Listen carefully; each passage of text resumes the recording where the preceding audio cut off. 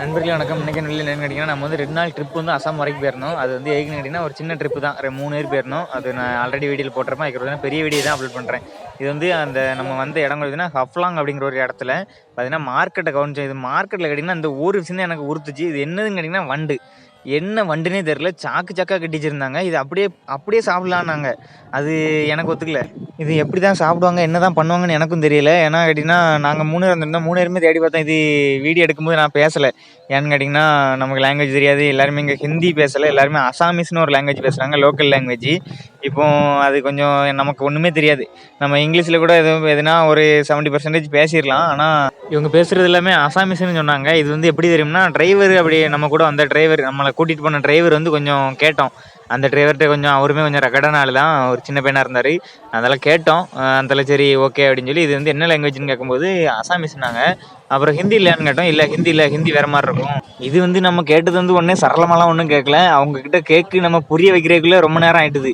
ஏன்னா அவங்களுக்கு இங்கிலீஷ் தெரியல. அப்புறம் நமக்கு ஹிந்தி அறவே தெரியாது. அதுக்கப்புறம் கேட்டிங்கன்னா, அந்த மார்க்கெட்டில் போய் நம்ம என்னது தான் வாங்க போனோம் அப்படின்னு கேட்டிங்கன்னா, ஒன்றும் வாங்க போகல. சும்மா சுற்றி பார்க்க போனோம், என்னதெல்லாம் இருக்குது அப்படின்னு சொல்லி. இது வந்து அந்த ஹஃப்லாங் அப்படிங்கிற ஒரு ஏரியாவில் பார்த்திங்கன்னா, சுற்றி மலை. அந்த மலைக்கு சென்டரில் இந்த ஒரு இடம். அந்த மலை இருக்கிறத பார்த்திங்கன்னா, நாங்கள் 2 நாள் கழித்து தான் பார்த்தோம்.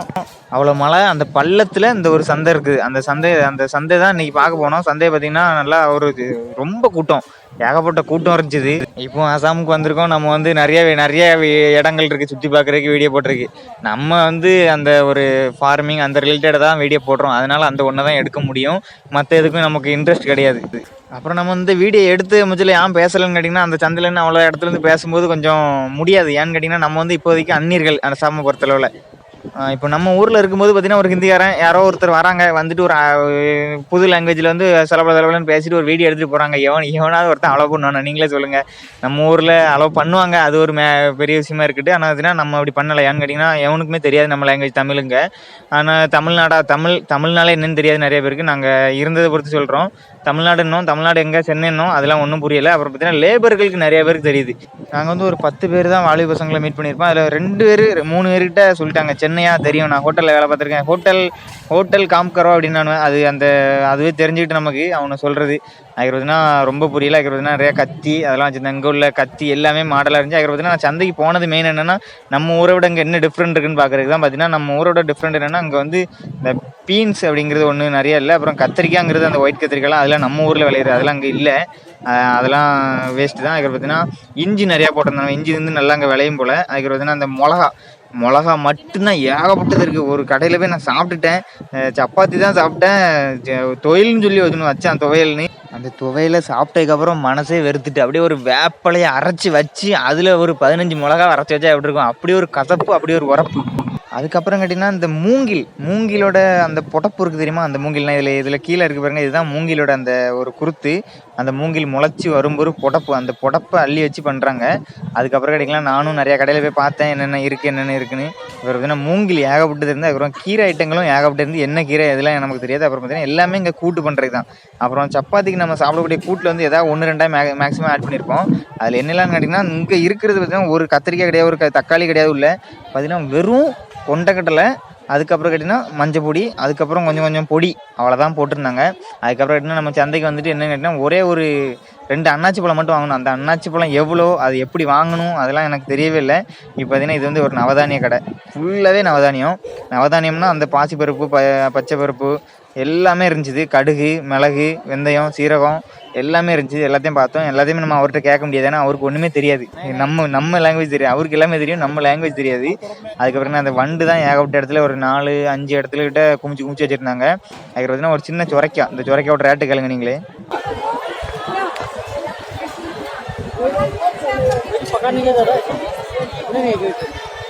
मैम कितना का एक पीस?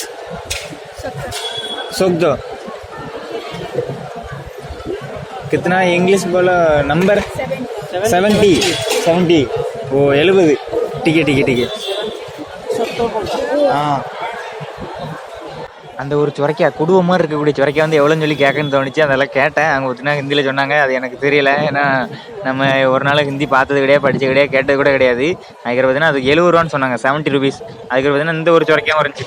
இந்த வரைக்கும் வந்து நான் ரேட்டு கேட்கல. அதுக்கப்புறம் பார்த்தீங்கன்னா, நம்ம வந்து 2 அன்னாச்சி பழம் பார்த்தோம். அந்த அன்னாச்சி பழத்த பார்த்து கொஞ்சம் ஆசை இதாயிட்டுது. அப்புறம் இந்த வண்டு கேளுங்க. நான் கிட்ட வச்சு காட்டுறேன் பாருங்க. இந்த வண்டு எப்படி இருக்குன்னு. அது வந்து அப்படியே என்ன வண்டுன்னே தெரியல. அது கொஞ்சம் அபூர்வமா இருந்துச்சு. அவரு தான் என்னதெல்லாம் வேணுமான்னு கேட்டாங்க. நான் நகின்னு சொல்லிட்டு வந்துட்டேன். நகினா இல்லை. அதுக்கப்புறம் பார்த்தீங்கன்னா, ஒரு அன்னாச்சி பழம் வாங்குறேன் பாருங்க. மேம் एक पीस कितना के पाइनएप्पल 40 एक पीस हाँ இது 50 50 इंग्लिश के नंबर 20 50 हाँ ठीक है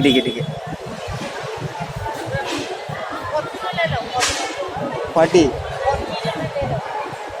एक पीस 2 पीस 40 जीपे करो जीपे कर दो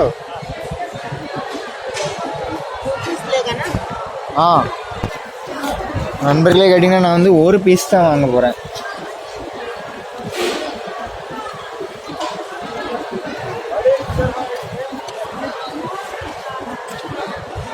हाँ क्या इधर पीस दिस पीस 40 2 पीस में 40 क्या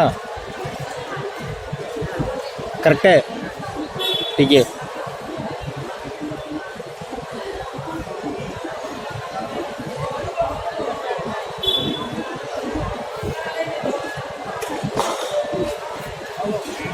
हाँ ठीक है.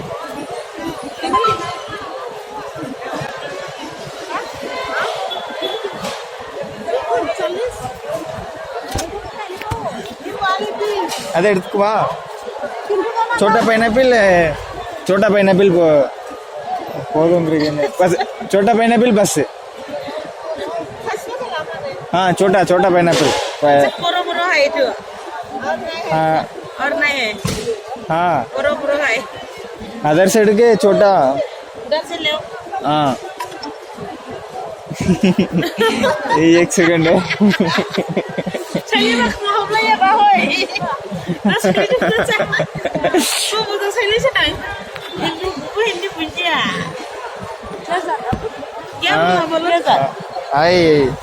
एक पीस पाइनएप्पल 40 रुपीस है सेंट. छोटा पाइनएप्पल வேணும் छोटा पाइनएप्पल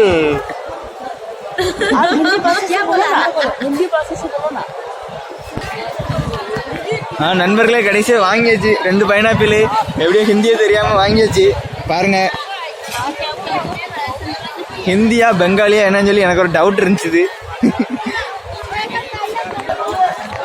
நண்பர்களே கேட்டிங்கன்னா இதுதான் நமக்கு வந்து அசாமில் ஹப்லாங் அப்படிங்கிறதுல ஒரு சின்ன மார்க்கெட்டு. இதுதான் பெரிய மார்க்கெட்டுன்னு நினைக்கிறேன். ஆனால் நாங்கள் தான் வந்தேன். அந்த இடத்துல நான் ஒரு பைனாப்பிள் 2 வாங்கினேன். என்ன இருக்கா 2 பைனாப்பிள் நான் 40 ரூபா இப்போ அனுப்பிட்டேன். ஆனால் அதை எப்படி சொல்லுன்னு தெரியல. ஆனால் கொஞ்சம் சொல்லி ஒன்று 60 ரூபான்னாங்க. அப்புறம் ஏக் பீஸ் கேட்டேன் எவ்வளோன்னு. ஏக் பீஸு 60 ரூபான்னாங்க. அதுக்கப்புறம் கேட்டிங்கன்னா எப்படியோ பரவாயில்லாமல் வாங்கியாச்சு 2 பைனாப்பிள்.